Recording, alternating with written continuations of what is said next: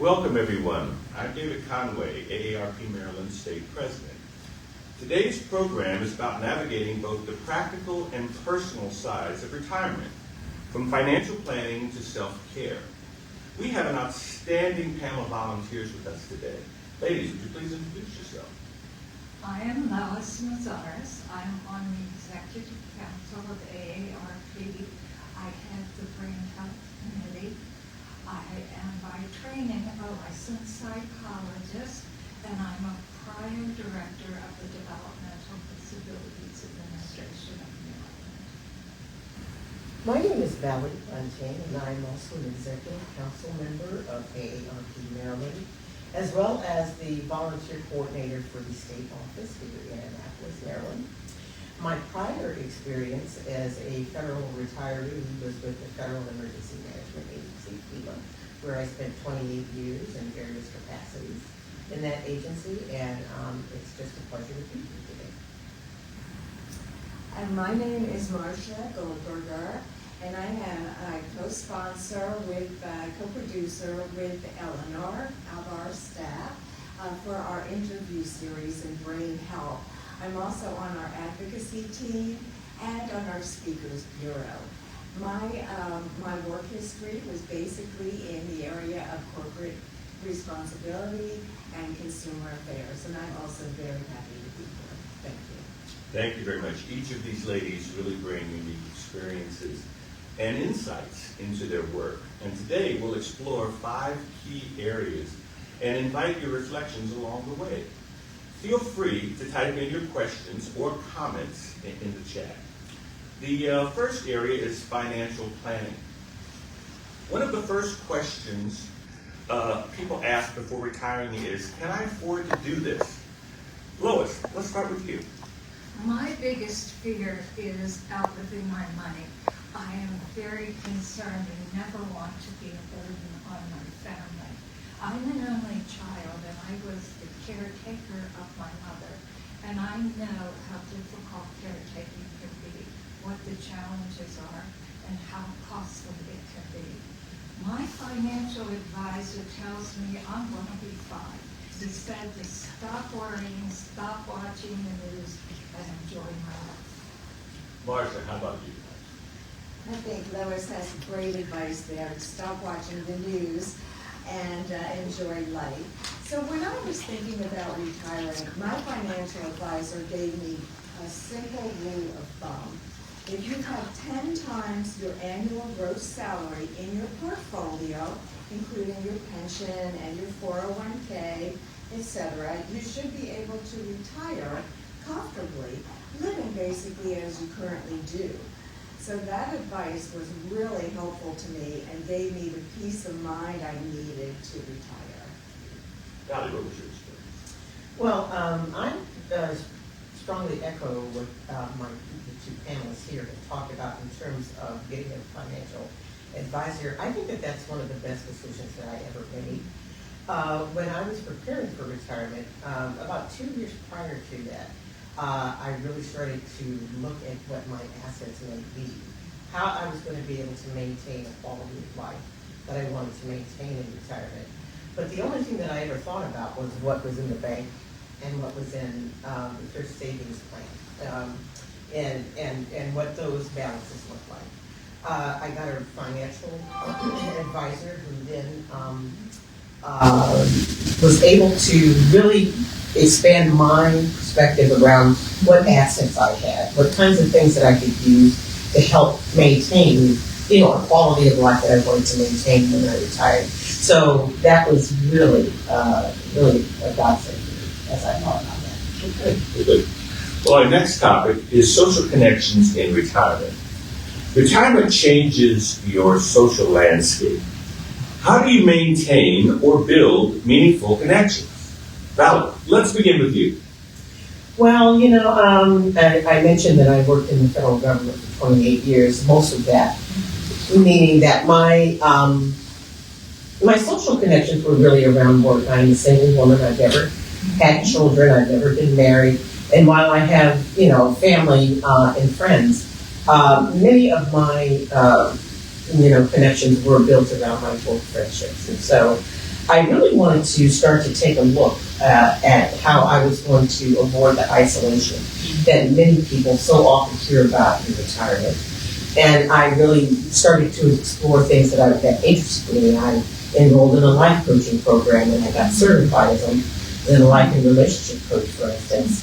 I started to join online interest groups, that kept me really busy, especially during COVID, when we were all isolated, and that really kind of led the path for me to do some things. But the most important thing was my finding AARP and volunteering here, to be able to really sustain my connection that I wanted to sustain with people and making life better for folks. Lois, that's it.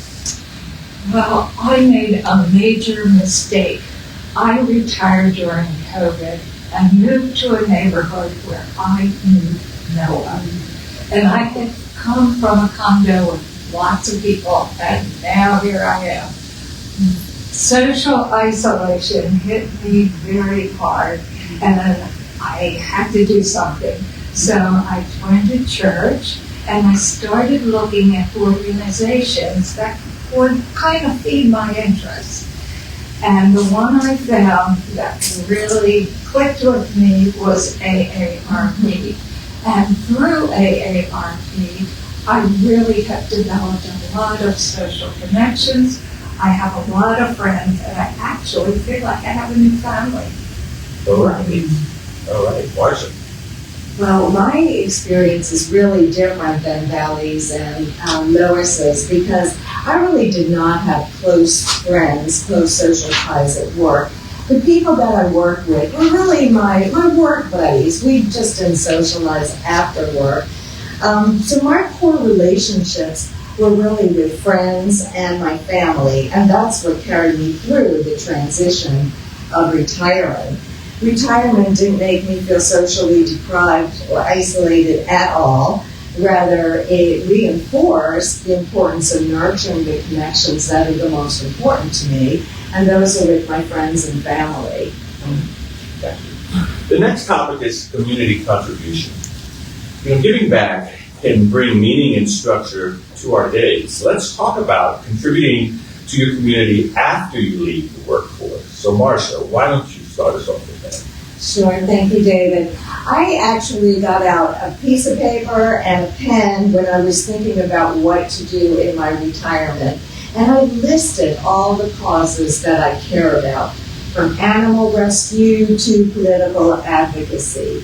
And like my panelist here, AARP turned out to be a perfect fit for my work-related skills, which were basically along the lines of organizing meetings and writing newsletters, conducting webinars, and the like. So AARP has been a perfect situation for me. But to mix it up a little bit, I also do quite a bit of volunteering at my synagogue in my sisterhood, with the Prince George's SPCA, and with Moms Demand Action for Gun Sense. I feel it's really rewarding for me to put my talents to use in multiple ways, giving back to the community. Lois, how do you give back? I volunteer at the food pantry at my church. I visit the home of older adults throughout the Anne Arundel County community through Partners in Care. And I also am on a number of committees with AARP where I can use my psychology background. And this has really allowed me to move around the county, meet people, and to give back on a personal level. And that's what's really important to me, doing it on a personal level. My perspective was really born from the 28 years that I spent with FEMA. Many people may be familiar with the mission of the agency, which was to help people before, during, and after disasters.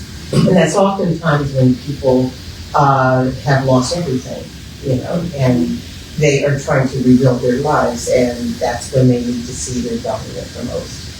And that is what was informing some of my decisions around how I wanted to then spend post-retirement. community contribution was going to be a major thing for me, because I want to continue to feel that ethos of service where I was really helping to contribute to people's quality of life, which would, and so when I started to look around, and I knew of AARP, but wasn't really quite familiar with everything that they did. When I started to explore it further, I was really impressed with the strong mission, especially around issues of caregiving, fraud prevention, Social Security, healthcare. I mean, everything that really impacts everyone's life, but specifically people that are in my age range and beyond, when these are the programs that we have to depend on the most as we are approaching, our senior years. So I knew that was going to be a perfect fit for me. I was really excited about it, and it hasn't proven me wrong yet. Okay. Well, our next category is purpose and self-identity. Retirement often means redefining who we are. How do you find or keep a sense of purpose? Lois, let's start with you this time. I had to shift my identity. I always identified myself as an administrator, but I had to shift to becoming a clinical psychologist in private practice. I also identify myself as a mother, a grandmother, a volunteer, and a friend. So I have a lot of roles, and those roles are very important to me. And they certainly add a lot to my life. Ben? Well, my self-identity was really also kind of influenced by what was happening at work, especially professional achievements. I was blessed to be able to work in a number of senior capacities at the agency, supervising, a number of programs, some national initiatives, working with people across the country on various issues, and leading, work groups and things of that sort. So things in which, I felt like I was engaged and I was contributing. But I also knew that as I started to think about when I was going to retire, I needed to really start to figure out how I was going to focus on part of my life that I had not really given that much attention to, my personal sense of well-being, meaning, who was I beyond just what I was doing at work? And so I really had to do a lot of self-reflection, and that included really looking at what I was interested in, how I was going to volunteer and things of that sort, building self-care habits. What was I doing to really, start to care for myself as I really was continuing to move, which I'm still doing, through this process. And so, I'm still figuring it out. It's a day-by-day, kind of issue. But I do have to say, if there's any word of advice that I would provide, is that start to kind of think of that early, before the retirement date actually occurs. Very, very good advice. Yes. Absolutely. Marcia, your take. Yes, thank you. For me, volunteering is purposeful and definitely does give me a sense of identity. And it helps me with my values. Being a grandmother is totally joyful, and it's another part of my identity. I've helped care for each of my 4 grandchildren, twin infants and toddlers, and I still help out whenever I need it. I think often about the legacy I'm leaving. These are the kinds of things you think about as you get older. What are your values? And it's how do I want to be remembered by my children and my grandchildren and my friends too. It's so important to me that my family understands my values and what makes me who I am. Okay. Very good. All right, our final category is navigating life changes and self-care. Retirement isn't just a one-time change. It's an ongoing transition. How do you manage the highs and lows? Valerie, let's start with you. Well, okay. When I was prepared for retirement, one of the things that I started to look at was what was I going to experience? And I knew that there was material out there that really kind of described the retirement continuum that people go through. I read one article where someone was saying that there are 10 kind of different phases that people go through as they are kind of working through the person they're to become, post-retirement. Yes, I've heard this. Yeah, and so I really took that to heart. And so one of the things that I really took a look at was the beginning stage at first, because I've been retired 2 years now. And at first, I just loved the freedom. I loved, feeling like I had autonomy over my life. I didn't have to get up for, the alarm clock in the morning, and so on and so forth. I didn't have to be on 10,000 Zoom calls every day. And that was exciting. That felt like, a sense of freedom. But then there's a point at which you start to kind of think about, how are you now, changing your life? What are, as that initial excitement wanes, you kind of start to think about, well, what am I doing? So I continue to think about what's next. And as I kind of said before, I prioritize daily self-care, physical activity, mental health support, socializing, good nutrition, things of that sort. I really started to take a look at that being much more prominent in my life and becoming more serious around kind of deciding, setting goals and objectives for who I ultimately want to be. It's a continuing process, which I'm still nurturing every day, but I think that I'm getting closer to hopefully what I'll be in the future. All right. Very good. Marcia, what about you? Well, one of the things that does weigh on me heavily is that we do go through so many changes as we get older, and it can be hard to accept the fact that aging brings inevitable physical and also mental, cognitive changes to ourselves and to those around us. So I think navigating changes, including losing loved ones, which many of us have, can be very difficult. So we have to accept these changes and really adapt to them. And to me, that's so key. AARP's 6 Pillars of Brain Health offers great guidance for taking care of ourselves because the pillars cover things like regular exercise, restorative sleep, good nutrition, social connections, mental stimulation, and managing stress. And especially these days, I try to find my calmness in the midst of chaos. So the pillars for me are really great habits to maintain. Very good. Lois. I refuse to let age define me. I do follow the 6 pillars of mental health. I stay healthy, I'm very active, I have a positive attitude, and I came up with a bucket list. And I plan to do everything on that bucket list, and I'm going to enjoy every moment of my life. All right. Well, thank you. Thank you to our panelists for sharing such thoughtful and personal insights, and to our audience for reflecting on these important questions. I think we have got some questions that have come from the audience that we want to address. All right, that question is, what volunteering has the panel been involved in? How often do you volunteer? I guess these are 2 questions.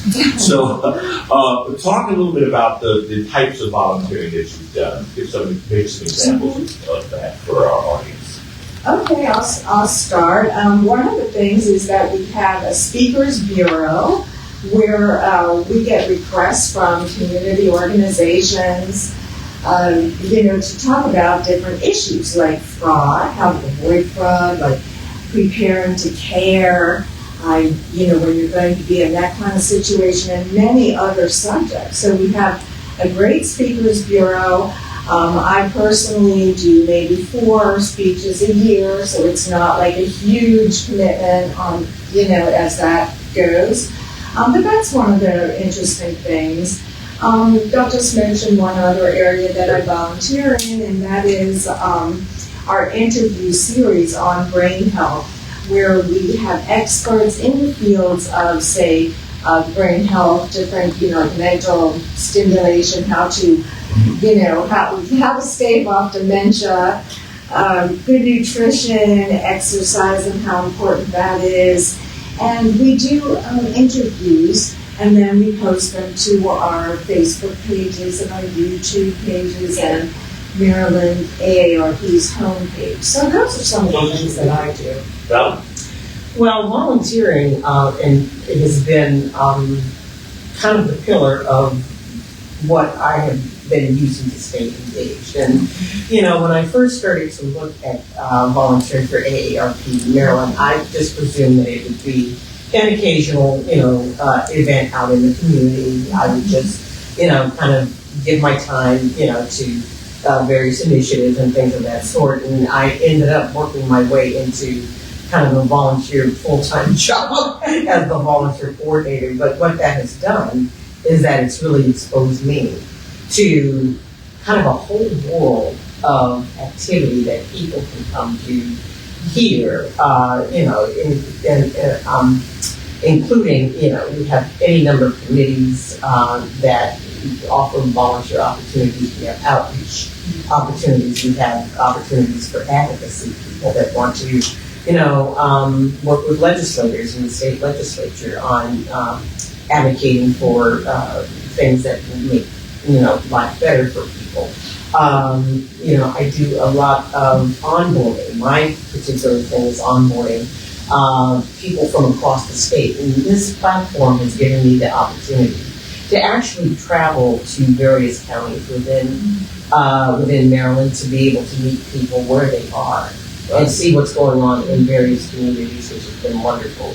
And I know that, the people that may be watching are not just Maryland-based, but AARP also offers these opportunities through their state offices all over the country. If you have an opportunity to meet people where they are and actually contribute to your community. just because there are state offices in every single state in the U.S. And I think, and for territories that you right here, so Yes. they're available. How about you, Lois? Well, all the committees that you mentioned, I'm on a number of them. One that was not mentioned that is pretty active and that I do a lot of work on is the veterans. That's right. Yes. Yes. Yes. And what I like about AARP, as you said, it's not based in one place. You're all over the state, and I love that. And you also get to meet people one-on-one. It becomes very personal, and I really enjoy that. I'm on a lot of committees at my church, which I enjoy, and I also do a lot of in-home interviews for Partners in Care. They're all over the county, and then it's a one-on-one interview.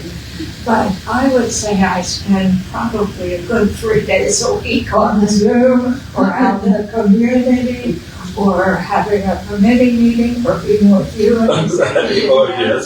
So, yes, keeps me very busy. Well, the three of you are all quite busy. It's pretty impressive. Do we have any other questions that we want to address? David, maybe you want to mention your volunteering.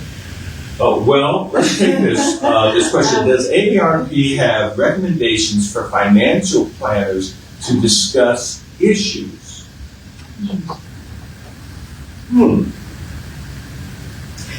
Well, let me just say, I don't know that we would have information on specific financial planners or financial planning associations. I think that, and I don't know that I can speak for my colleagues here. One of the things that really, where I gained access to that was through resources at work.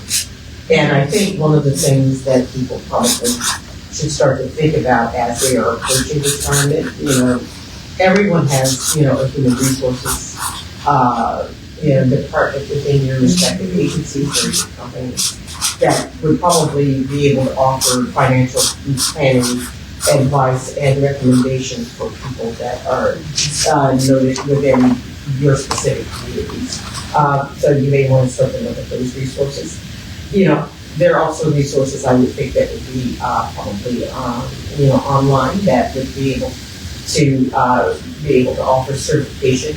And I would probably hazard a guess that most states would be offering recommendations for certified financial management and planning resources within their respective states and communities. And I do believe, if I'm not mistaken, that even the AARP National's website may offer some insights on retirement planning and financial planning. So that might be another opportunity as well. All right, we have another question. Is 65 the typical age to retire? I would guess it isn't, because I believe the federal government has raised the age and it continues to get older and older. So I would guess a lot of people wait to retire until they can get their Social Security. You know, and I've often heard that there are an awful lot of active 65-year-olds out there that are very involved, very engaged, that aren't, in some cases, aren't really ready to stop working, but maybe they have been forced to, based on the situation they have with their company, but have continued to do other things and to keep themselves very busy. So I wonder what it means to really retire, you know, for some people. Well, I was only 62 when I retired because I just felt like I was ready and, you know, emotionally and so forth. And my financial advisor gave me the go ahead, and I was just really happy to do it. But I know a lot of people are working because they really enjoy it, let alone, you know, need to make money. So it all depends. Well, you know, I actually retired at 64 myself, and was definitely interested in staying busy. And it was interesting that AARP became an opportunity for me to be involved in an area of health and wellness, something I was very interested in.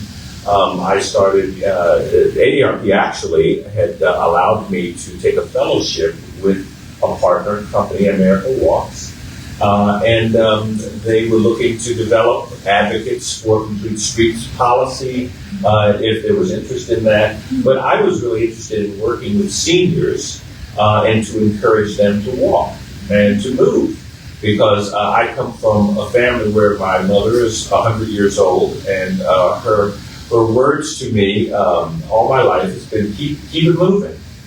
And keep moving, keep active. And when you see seniors being very active, it contributes to longevity. But it's also very, very good for the mind as well as the body. And so I was able to work with senior centers in my community and to help form walking groups and to do those types of things. And I was really able to do that with the support of AARP. I would have never thought in terms of this as somebody who came from industry, but it was a way that I was able to give back and to contribute to the community. And then, it's been 6 years now, and somehow I became the state president a couple of years ago. So, but it's been a very rewarding experience, and especially for me, to be around people like our panelists today who volunteer their time and they use their currency of their time to contribute to others, and it's a wonderful thing. Any other questions? Are we good? All right, I just have a closing remark here that retirement is not the end of a journey. It's really a new chapter full of opportunities to grow, connect, and contribute. So thanks again for tuning in today, and we hope you found this informative.